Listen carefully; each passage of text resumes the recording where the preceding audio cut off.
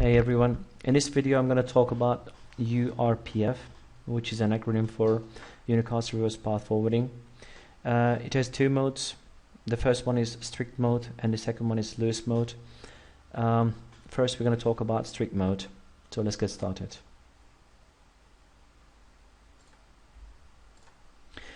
I'm going to be using this topology for the strict mode, and I've got two routers here, some servers here, but basically I have two servers.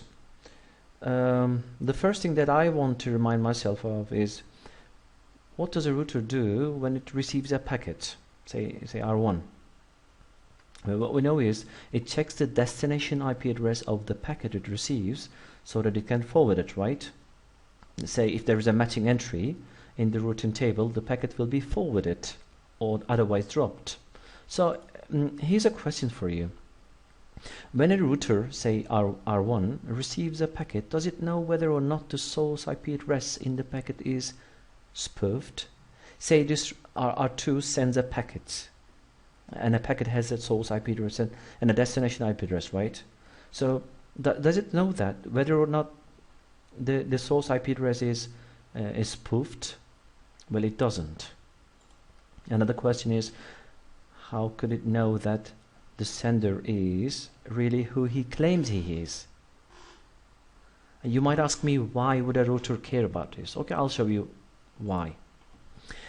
In this topology, I have got R1 here and two web servers behind it, abc.com and xyz.com, with IP addresses 192.168.1.19 and 1.13, and they are both listening on port number 80. First, let me check on this router to, I'll issue show IP route. Show IP route, yes.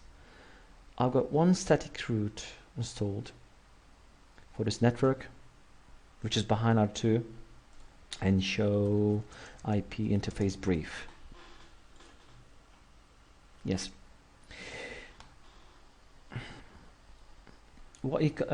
Basically, what I did extra is, I have created one loopback address on R2, and the IP address is 192.168.1.13, which is the same IP address of this server. Why do you think I might have done this? Well, I will spoof my source IP address. As we know, spoofing is simply faking the source IP address, right? We are basically impersonating another computer. Meaning, if I were to send some ICMP messages from this router to, say, to this server abc.com, which IP address do you think R2 will be using as a source IP address? Of course, 12.002, right? Yes. And another question you might ask, why would I spoof my source IP address? Do you remember TCP three-way handshake? You do, right? I want to send, say I'm a bad guy, and I will send a vast number of initial TCP SYN messages from this R2 to this web server without acknowledging the reply SYNs sent from it. So this could certainly crash the server, because the server allocates memory resources for all these SYNs. That's why. Now, I'm going to show you how URPF strict mode will help prevent this attack. The configuration is very easy. First, let me show you something on router 1. Yes. Show Ceph interface as 1/0. Where is it? It says IP unicast RPF check is disabled. This feature is disabled by default. Please pay attention to this Ceph keyword that I used when I issued the command. Basically, R1 will be using FIB, which is populated by Ceph, to do reverse lookup. So Ceph has to be enabled.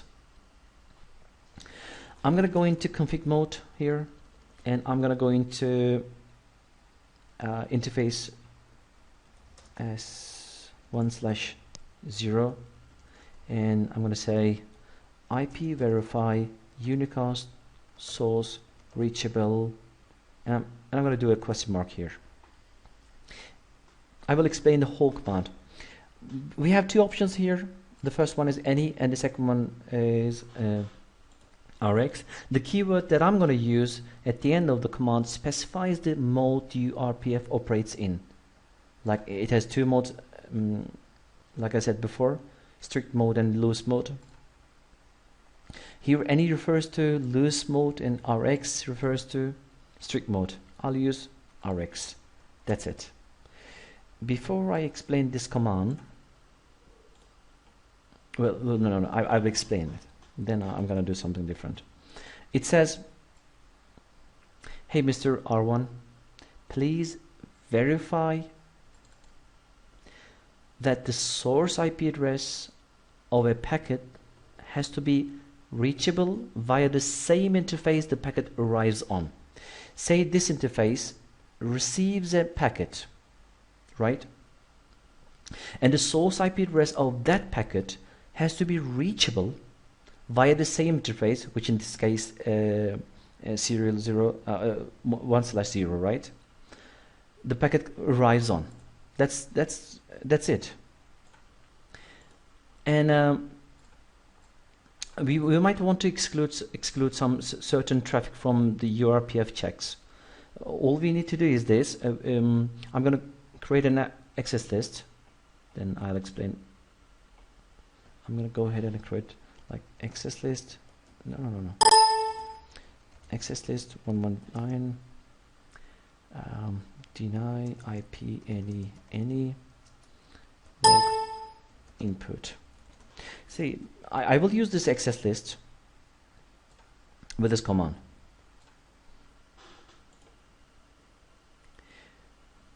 Basically, we use an access list. This access list will be checked to determine whether the packet should be dropped or forwarded. Say I have some permit statements in this access list. If a packet fails the RPF check, then this access list will be used to determine whether the packet should be dropped or forwarded. But here I'm using deny statement, and I'll be using this access list just for the benefit of seeing some detailed logging information regarding the URPF failures.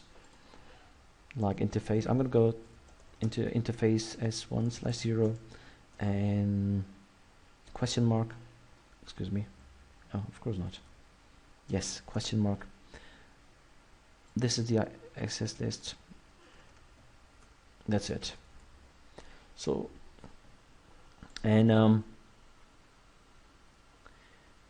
one more thing, I don't know if you remember, but the default behavior of a logging on ACL is it expresses the messages for 5 minutes and then gives us console messages.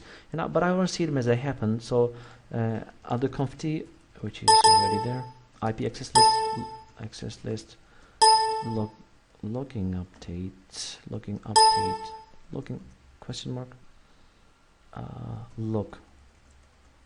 Yes, log update. Threshold question mark 1. So the router will not suppress them for 5 minutes.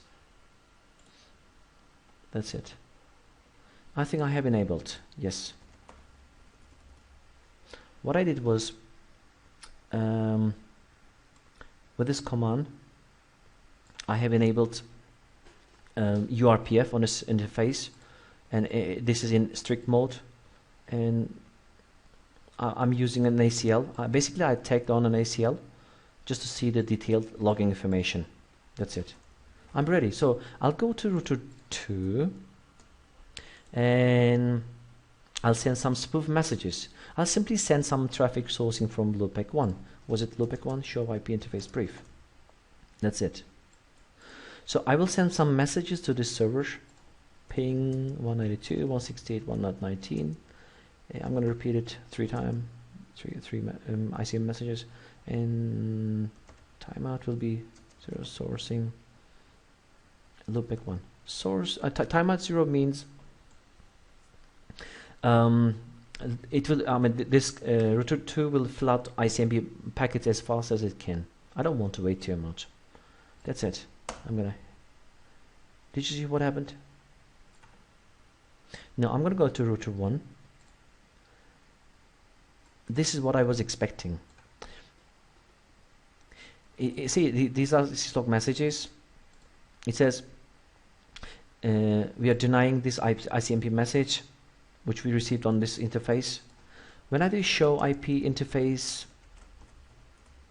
and if I scroll down to the very bottom, I'll see IP verify source reachable via RX, which means I have enabled unicast's URPF check on this interface, and it's in strict mode, and 3 packets have been dropped. That's it. So this is strict mode basically, and it's quite easy and it's straightforward. This is the end of URPF strict mode. Here I'll pause the video and create another topology for loose mode. Now I'm back with a new topology. The original implementation to check the source address was the strict mode. Then it was modified, and this modification is known as loose mode. Basically, it's useful when we are connected to more than one ISP and use asymmetric routing. And the only difference in terms of the command is the keyword at the end. This time I'm going to say, I'll show you. Interface S1/2 IP verify unicast source reachable via any. This is what I'm going to do. And here you see this is the only difference in terms of command. First, and what this command means, sorry, IP verify unicast source reachable by any. This means that the router must be able to reach the source address using any interface on the router, meaning as long as we have a route to the source IP address, it's okay to forward it. It doesn't matter which interface the packet comes in on. Okay, before we configure URPF, I'll go to ISP2. Let me do show IP interface brief. I've configured only this interface. I'm going to create a loopback address 2 with an IP address 2.2.2.255.255.255.255, and I will do the same thing.